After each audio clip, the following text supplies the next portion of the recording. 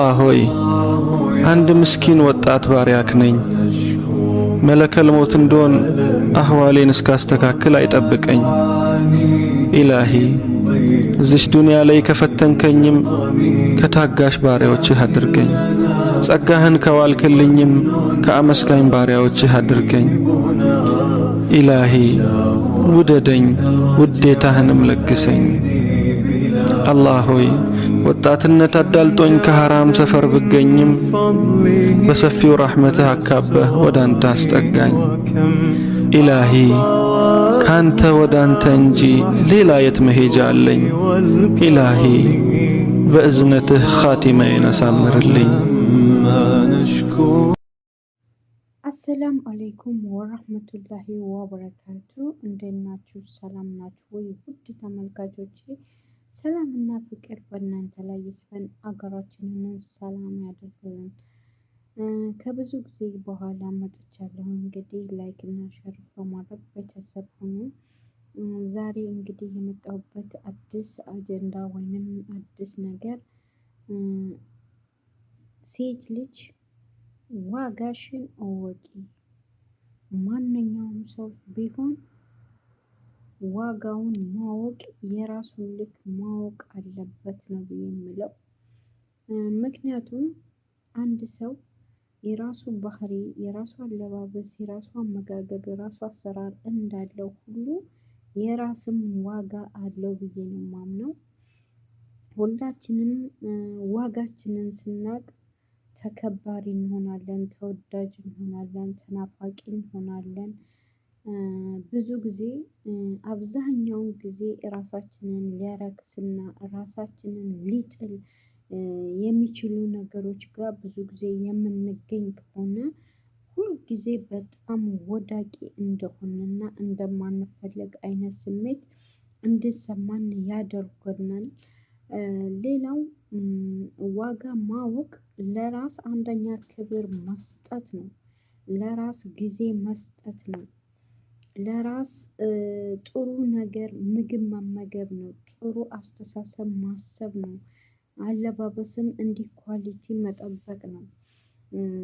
ዋጋ መስጠት ማለት ደግሞ አብዛኛውን ዘርዘር አድርገን ስንመለከተው ለኛ የሌለንን ነገር ለሌላ ሰው እንድንኖር ወይም እንድንገዛ ወይም እንድንሰራ አለመጨነቅ ማለት ነው። መጀመሪያ ለምሳሌ እኔ አዲስ ልብስ ገዝቼ መልበስ ከፈለኩኝ የራሴን ሴፍቲ ጠብቄ ገዝቼ መልበስ ሲገባኝ አይ እኔ አሁን አልፈልግም ወይም ሌላ ቀን አደርገዋለሁኝ ብላችሁ ለራሳችሁ አሳልፋችሁ ለሌላው ሰው መኖር ደግሞ ለእናንተ ህይወታችሁ በጣም ዳንጀረስ ይሆናል። ምክንያቱም የሰው ልጆች የሰው ፍላጎት ብዙ ጊዜ ብንሰጠው፣ ብናበላው፣ ብናደርግለት አይጠግብም። ስጦታ እኮ ጥሩ ነገር ነው፣ ግን እኔ ዋጋህን እወቅ ወይም ዋጋሽን እወቂ። በተለይ ሴት ልጅ ዋጋሽን እወቂ ለምለው አለ። ለባል የምትከፍሊው ዋጋ አለ፣ ለልጅ የምትከፍሊው ዋጋ አለ፣ ለቤተሰብ የምትከፍሊው፣ ለጓደኛ የምትከፍሊው ዋጋ አለ። ስለዚህ ይህንን ቦታቸውን ማወቅ ግዴታ ያስፈልጋል ነው የምለው እንጂ አትስጡ አታድርጉ ማለት አይደለም። እንደገና አብዛኛውን ጊዜ ዋናው ሴት ልጅ ሊያስከብራት የሚችለው ባለባበሷ፣ ባነጋገሯ፣ በሀያነቷ ወይም አንደበቷ ወይም ትስታህ ያኔ እፍረት መሽኮርመም በሚኖር ይሄ የሴት ልጅ የጥሩነት፣ የማንነት፣ የአስተዳደግነት፣ የማህበራዊ ኑሮ ወይንም አብዛኛውን ጠቅለል ስናደርገው የቤት ልጅ እንለዋለን እና የቤት ልጆች በእንደዚህ አይነት መልኩ ይታያሉ። ስለዚህ ራስን ወጣ ወጣ ብሎ ከማጋለጥ ይልቅስ እንደዚህ ራስን ደብቆ መኖር ጥሩ ነው ብዬ አምናለሁኝ። ዋጋ አብዛኛውን ጊዜ አላስፈላጊ ሴቶች መታየት የሌለባቸው ቦታ ብዙ ጊዜ ይታያሉ። ማድረግ የሌለባቸው ነገሮች ብዙ ነገር ያደርጋሉ። ይሄ ነገር ዋጋቸውን እያሳጣቸው፣ ዋጋቸውን እያሳነሳቸው፣ ዋጋቸው ማለት የሚሸጡበት አይደለም የእነሱን ክብር ማለት ነው። ዋጋ ማለት ክብር ነው። ክብር አንድ ሴት ልጅ ክብር ከሌላት ማንም ሊፈልጋት አይችልም። ክብር ማለት ደግሞ ክብረ ንጽህና አይደለም። ለራሷ የምትሰጠው ክብር፣ ለሰው የምትሰጠው ክብር ያ ታይቶ ነው አንድ ሰው ሊቀርባትም ሊወዳትም የሚችለው። እና በሴት ልጅ ዲሲፕሊንዋ የተጠበቀ ሊሆን የሚችለው አምሼ ስነ ምግባሯ መልክ ቢኖራት፣ ሀብት ቢኖራት፣ ቆንጆ ብትሆን ክብር ከሌላት፣ ቦታ ከሌላት ማንም ሰው ሊጠጋትም ወይ አይደለም ለጓደኝነት ሰላምም ለማለት ብዙዎቹ አይፈልጉም ማለት ነው። ይሄ ዋጋ ማወቅ ለሁላችንም ጠቃሚ ሲሆን ራሳችንን መውደድ፣ አብዛኛውን ዋጋ መስጠት ማለት ራስ መውደድ ይለያያል። ለምሳሌ እኔ አሁን ምግብ ተመግቤ መተኛት እፈልጋለሁ ወይም መሄድ እፈልጋለሁ። ይህንን ግን የማላደርግበት ነገር ሊኖር ይችላል። ግን ያንን ነገር ዋጋ አልሰጠሁትም ማለት አይደለም። አብዛኛውን ጊዜ ሴቶች የማያገባቸው ቦታ ለምሳሌ ባልና ሚስት ሲጣሉ እመክራለሁ ብለው ባልና ሚስትን ማለያየት፣ እንዲሁም ጓደኛ ነኝ ብለው ባልና ሚስትን ማራራቅ፣ እንዲሁም የማያስፈልጉበት ቦታ ቤተሰብ ጋር ተጣልቶም ከሆነ እኔ አግባባለሁ ብሎ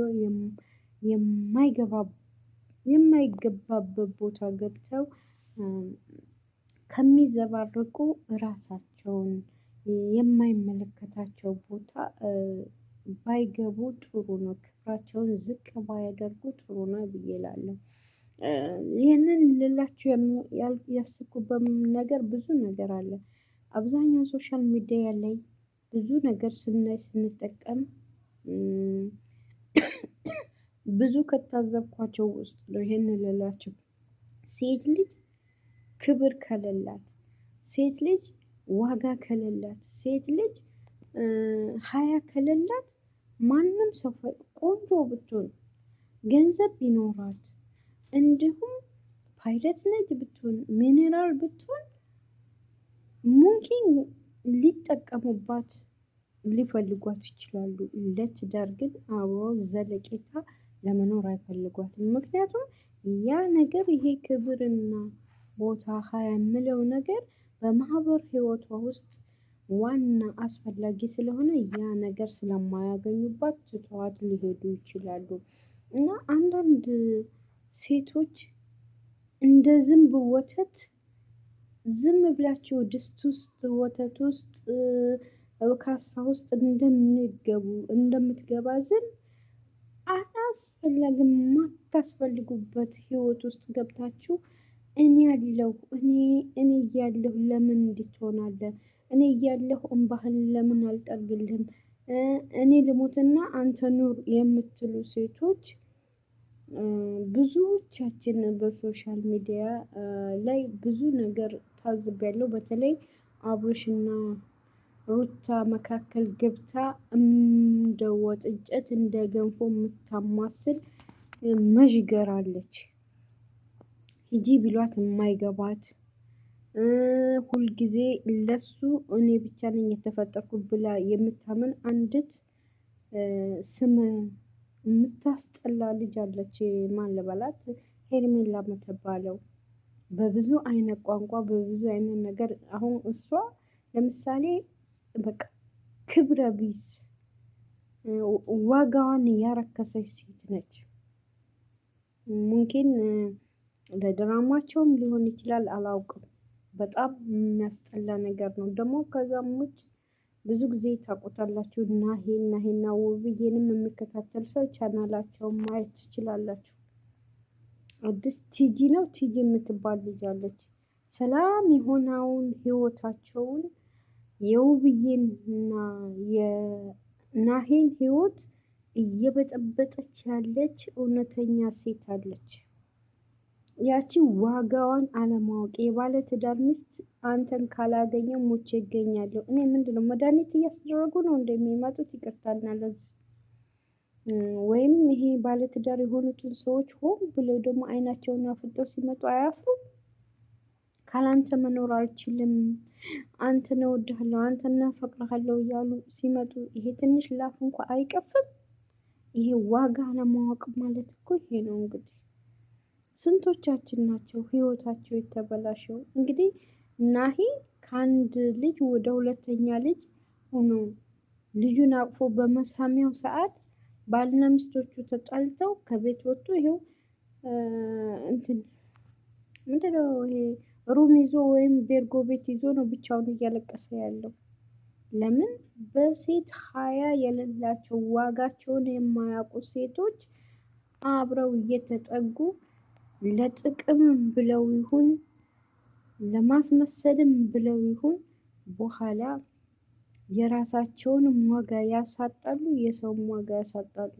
ስለዚህ ማንኛውም ሴት በማንኛውም ቦታ በማንኛውም ደረጃ ብትሆኑ ዋጋችሁን እወቁ።